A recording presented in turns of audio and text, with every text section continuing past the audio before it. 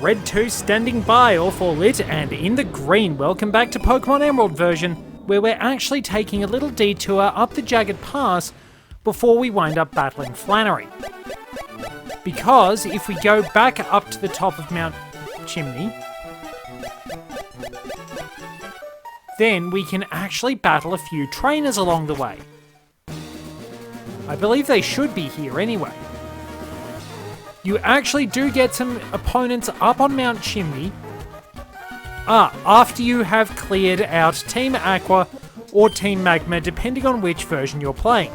You might also know that we have a new Pokemon which got a bit over-leveled because I decided it would be a really good idea to commit to EV training again because I'm insane. Anyway, meet a Pokemon that should have evolved but is going to next level, Truffle the Spoink. Suggested by a friend of mine. I couldn't think of a good nickname, but there we go. It's still the usual crew. Now this is probably going to be Faith's episode, really. One last hurrah. Alright, so we can probably take out most of Norman's team using the shell, but we'll see. We will have our little Kiwi cat handle Numel. And I need to turn the animations back on. I will make sure to do that afterwards because I usually turn them off because it's so much easier actually having them off for training. So there are hot springs down in Lava Ridge. Now let me scroll down to the options. I just like having the battle animations on. In all the level grinding and EV training I wound up doing for Truffle, we added some new Pokedex entries. So let's see, the new ones I added are this one first. Swellow, the Swallow Pokemon. Swellow really does not appreciate all the Monty Python references. It is an extremely proud bird that really hates puns, so definitely don't ask how well it can carry coconuts, or whether it spits or swallows. So we got Keelia. I'll just have to... Hold on, I need to find my list. Yes, I did actually indeed have Kadabra, the Psy Pokemon. Kadabra is extremely skilled at crafting various spoons. It will actually wind up going to various antique shops and studying cutlery making techniques in order to get better at manufacturing spoons. Don't tell anyone, but Kadabra actually has a secret preference for ice cream. Especially the really strange flavours. Some Kadabra are known to like licorice ice cream, and these are actually the strongest of all.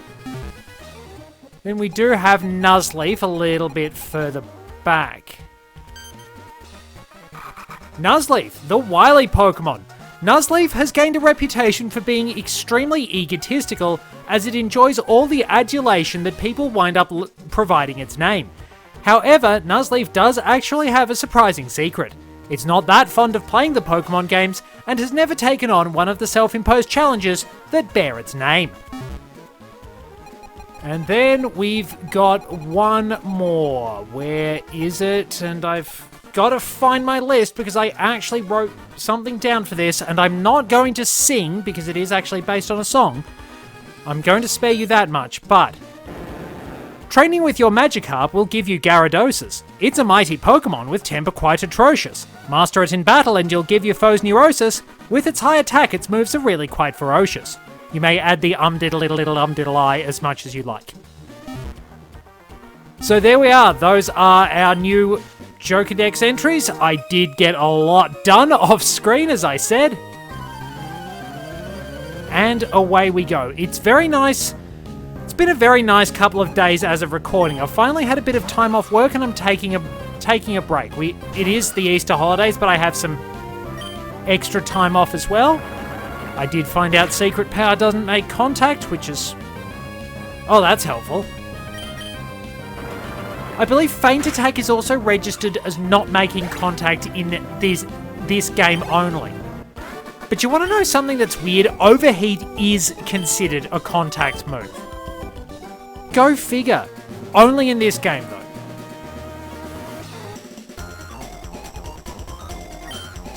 Oh, I could definitely do with some of that. I think I spent most of yesterday just relaxing and stuffing around on randomizers, and I seem to have hurt myself. Oh well, Kiwi should do pretty well here. Two-shot, that's pretty good. Or it's just going to waste my time with Detect. It's like, it doesn't do anything unless it's got something like Speed Boost, which it doesn't. Like, I could understand teaching a Ninjask Protect. Just build up the speed, but it really needs the attacking power more than anything else. Makuhita, I am not going to have much of a chance against. Send in Falcon, that'll do the trick, because I think it might have knockoff by this point. It does have Fake Out, which is also considered not making contact in this generation. And there we go. Come on! Over and done with. Might have a bit more to do up here, we'll see. Then we can quickly scurry back to Lava Ridge and we'll be able to go to... Oh, that's nice. We do actually get a rematch. Not too bad at all. Oh, double battle. So, switch Falcon to the lead, and I'll get some experience into Faith because, well, Faith is actually, you know what? Let's put Captain Toad in there. Faith is going to be on point for the gym battle. I think we did retrieve the meteor, right? Didn't we? Well, the gym leader certainly is, if you're asking about hot people for company. Flannery does have something of an uncharacteristically angry look in her sprite in this game. She's much more cheerful in all later appearances. So there we go, and there. Probably could have done a bit more damage to Marill if I'd used a physical move. But Falcon's dispatching Geodude very easy. Mind you, Falcon, I probably have a lot of options for Norman, but his team has improved a bit. But it's worth noting you can just wall slacking with a Pokemon that has Protect. In fact, when I actually did my Nuzlocke challenge on Ruby version all those years ago, I actually had a Torkoal with Protect on my team. Yes. Oh, voice went a bit funny there. Yes, somehow, that Torkoal was the first Pokemon I found in Fiery Path. And yeah, being able to use Protect just made Norman a cakewalk. Dude, no. Sketchy. I need an adult. I'm out of here. I'll see you back in Lava Ridge. I'm running for it. Ground was at the end of sheet 2. Anyway, we have to navigate our way through the different holes around here. And some of them will have trainers in them. And we can also find out the highest HP of every single ice type, which is, no matter what, Satitan has the highest HP, base 170. Seems to be something common for Whales, because Wailord also has base 170 HP. If we're talking highest attack of all Ice-type Pokemon, that is Black Kyurem at base 170. For the non-upgrades, it's a tie between Baxcalibur and Glastria at base 145. They will hit hard. For non-legends, it's Galarian Darmanitan, at base 140 attack. It does kind of seem, interestingly, that originally Ice was meant to be a special defense counterpart to Rock, but they kind of flubbed that, and a lot of Ice types can attack fairly well, or at least are bulky, but they're slow, and they don't have the type resistances to back it up. The highest defense of all Ice types, both forms of Avalugg at base 144, which overtook Cloyster's base 180. So yeah, not even Onix could manage having the highest defense stat in Generation 1. It wasn't good for that much. Now, special attack. The highest special attack of any ice type is White Kyurem, base 170 again. For non-megas and mergers, it's a tie between Kyurem and Glaceon. I don't really have a lot of good Pokemon for dealing with fire types, but I will trust in Captain Toad. Double battle? Let's see. Yep, double battle. Okay, so, yeah, that's the special attack. Special defense. Regice has the highest special defense at base 200. Outside of legendaries, it's Cryogonal at base 135. The highest speed of all ice types is Iron Bundle at base 136. And then, because it's a stat redistribution, the highest speed is Ice-Q's No Ice Face. I think I'm counting that in the same way I count the Rotom forms. Of normal types, kind of obvious, it's Blissey with the absolute max a base stat can be 255 base HP. Chansey has 250 base HP. If Future Me could put up what the third highest is, I'd be quite appreciative. Now, I'm not sure about Slacking. Slacking sort of has the base stat total of a legendary Pokemon, but it's not a legendary Pokemon. It ties for Regigigas with the highest attack of all normal types at base 160. If we're discounting Slacking from the non-legend bit on account of the fact its base stat total equals a legendary Pokemon, regular Ursaluna at base 140 has the highest attack stat.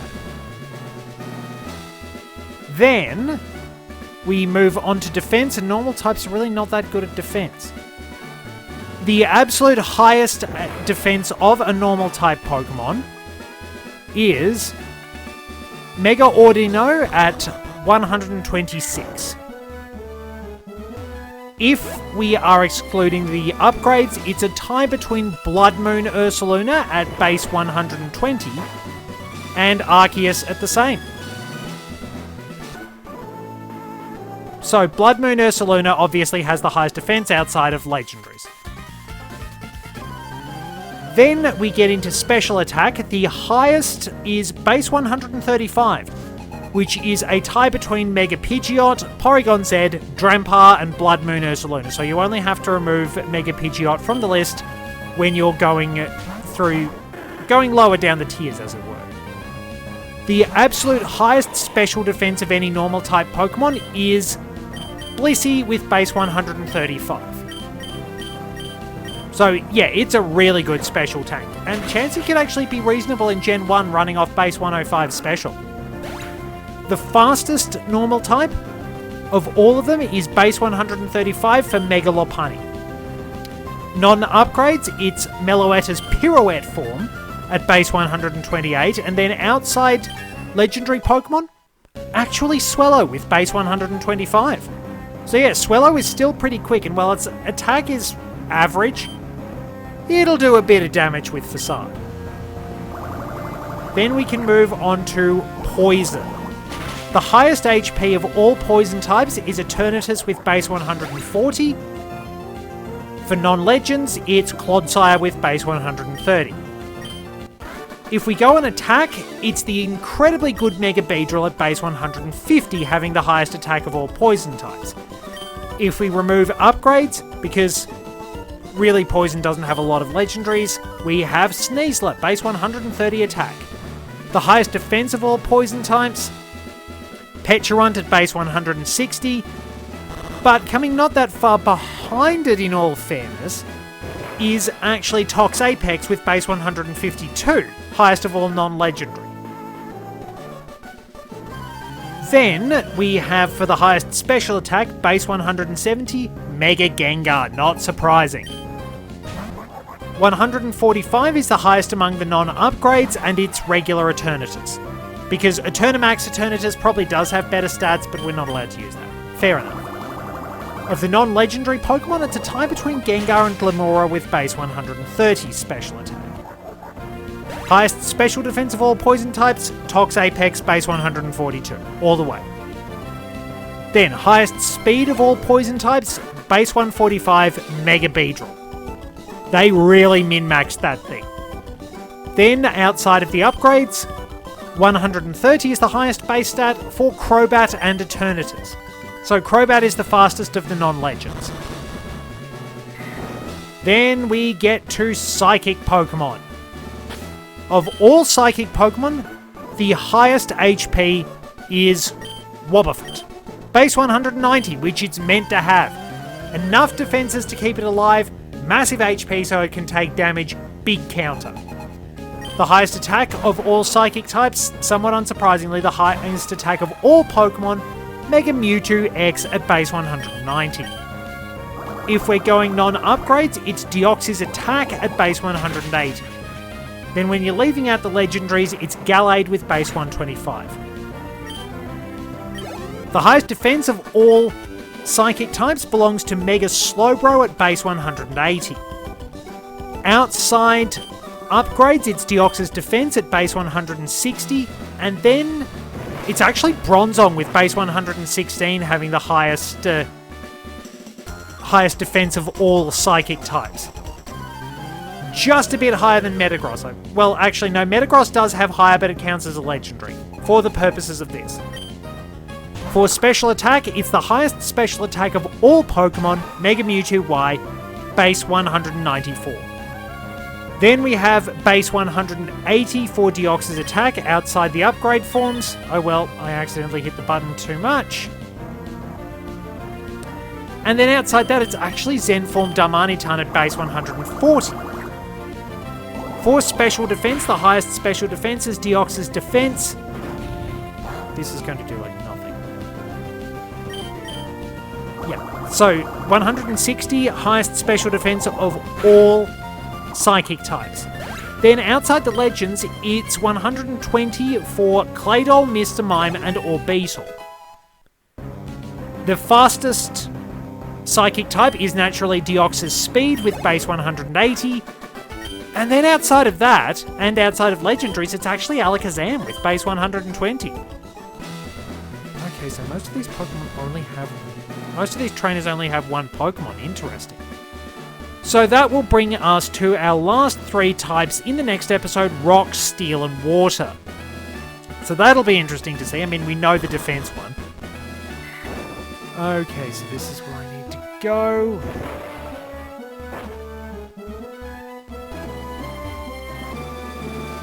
Not there.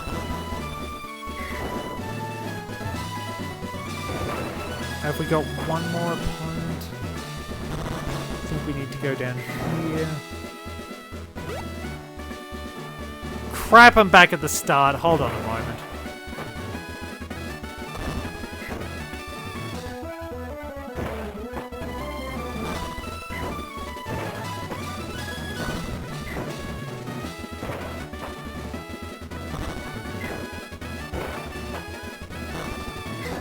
That's got it, and then this takes us up to Flannery, who is trying to find her form, and you don't really get much of an inclination what she's trying to do here, but in Oras you at least get to see that she's just really too excitable and is trying a bit too hard to seem intimidating. She's amusingly awkward throughout the whole thing. Welcome! Oh, no, wait, Puny Trainer, how good to see you've made it here! I have been entrusted with the... Oh no, wait. I'm Flannery, and I'm the gym leader here. Dare not underestimate me. Though I have been leader only a short time. With skills inherited from my grandfather, I shall demonstrate the hot moves we have honed on this land. And here we go. Flannery's team has changed up a little bit, but she still runs into a big problem. Faith is effectively a hard counter to her. Like, if you start with Mudkip, you have already won this battle. Pretty much. Now, her Pokemon can hit very hard with Overheat, and I believe her Torkoal actually has the White Herb to counteract the stat drops. Ah, Fahrenheit 451. That's an interesting one. Future me, I presume, has put up some trivia. Yeah, Nummel's not surviving that, Slugma's not surviving that. I think she only had 2 Slugma and Torkoal. Oh, she actually has Camera Up, but that's not surviving a Bubble Beam. Faith has pretty much charged through this. She's not going to be on the team too much longer because I am going with Barboach. And I am going to be nicknaming Whiscash Zunama as a Dragon Ball GT reference. That's a shout out to my brother, who's the big Dragon Ball expert. Does a lot of work in the collecting scene as well. Like, he's got seriously good collections. They'd fetch a Mozza. So, Bubble Beam is our best bet because Torkoal's very bulky physically, but we can hit its weakest special defense. Alrighty, so. Even so, I think we've got time on our side. If I go for a defense curl and then roll out, I might be able to handle things. Oh, well, that worked. So, she's obviously a bit smarter. She might know. Because there is, of course, the possibility that Thick Fat will be taken into account. Faith's stout build allows her to handle fire-type attacks with ease. She's taking half damage from those 2 types, which makes Azumarill miss.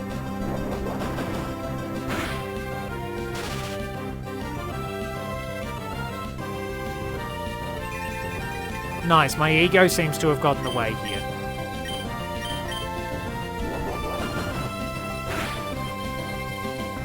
Well, she might heal though.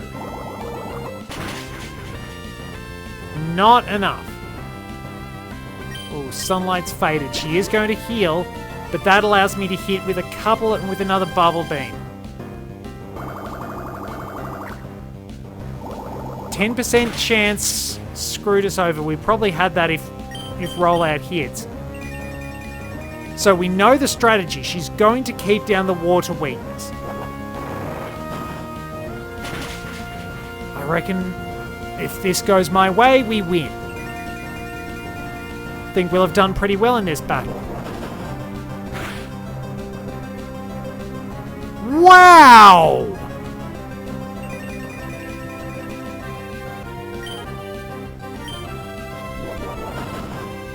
Oh, I shouldn't have gone for rollout. I should have gone for Bubble Beam. Torkoal's going to knock me, unless I get a crit. Or Flannery heals. One of the 2. It depends on what she does. Does she knock me out or does she heals? And so I'm in... Oh.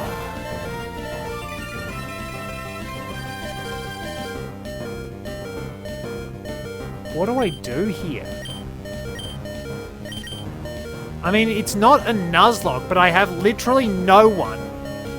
I mean, I've got my secret weapon. I reckon I ride out the hit.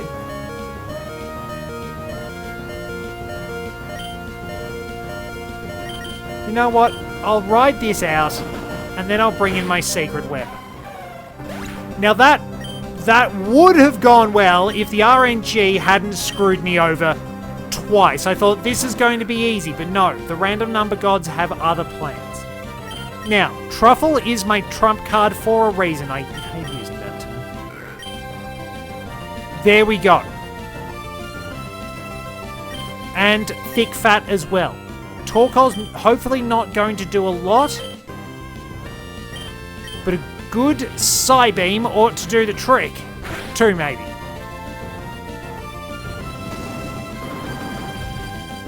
So we're not going to take heaps of damage.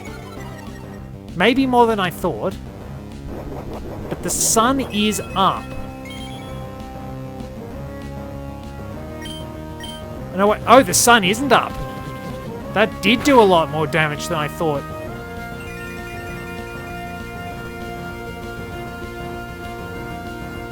Alrighty, now we've got this. Truffle is a little stronger than anticipated.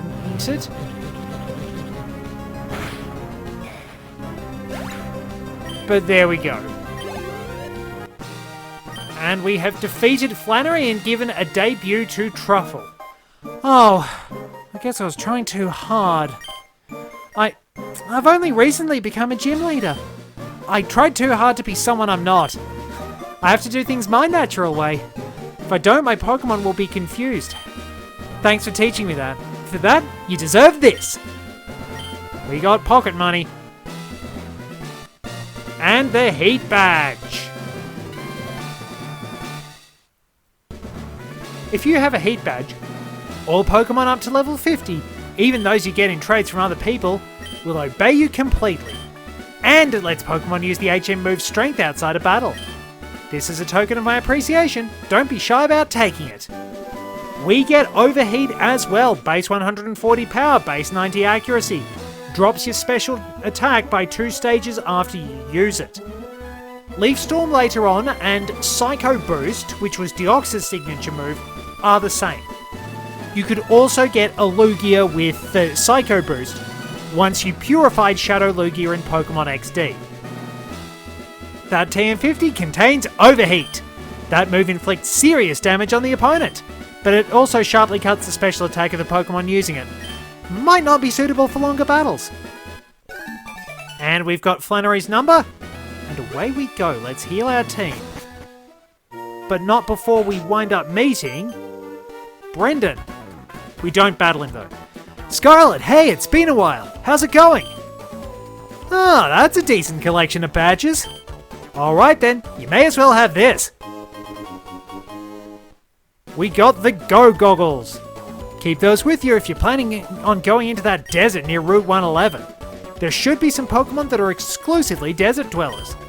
You might look around for those. As for me, I'm considering challenging Norman, the gym leader of Petalburg. Unlike you, Scarlet, your dad looks like he really is tough. See you around. Yeah, you ride off before I punch you off that bike, punk. Well, we can go on to the desert in the next episode. How many Pokeballs do I have? Just need to quickly check that because we've got some Pokemon I really like in the desert. We might have the good captain on hand to do a bit of catching.